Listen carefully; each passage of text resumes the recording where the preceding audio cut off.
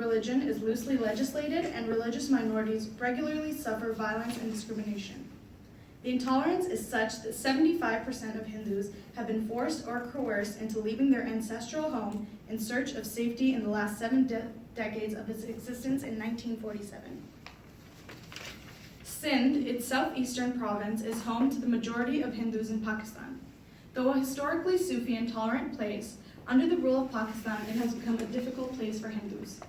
Hindus systematically faced official and social discriminations, including kidnappings, forced conversions, extortions, and discrimination in public as well as private sectors. They are not entirely free to exercise their religious freedom, and in recent years, attacks on their places of worship have increased. Hindu traders and middle-class men face violence and are subjected to kidnappings for ransom, and Hindu business owners regularly face extortion, with open negligence of the police. Local daily newspapers are full of such reported incidents in Sindh and elsewhere. The biggest threat to Sindhi Hindus is the forced conversion of their girls to Islam. Current statistics estimate that every month, 20 Hindu girls are abducted and converted to Islam.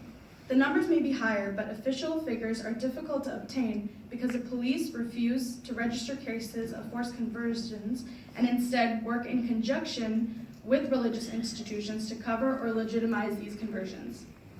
Most of the victims are under the age of 18, some as young as 11 years old. Once the girls have been married off and are converted, they are prohibited from contacting their families, leaving them even more vulnerable to exploitation. To date, not a single perpetrator has been convicted because the institutions prefer to take the side of religion rather than the side of justice.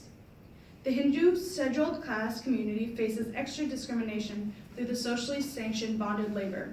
An estimated 1.7 million people are enslaved as bonded laborers in Pakistan, a result of outstanding financial debts.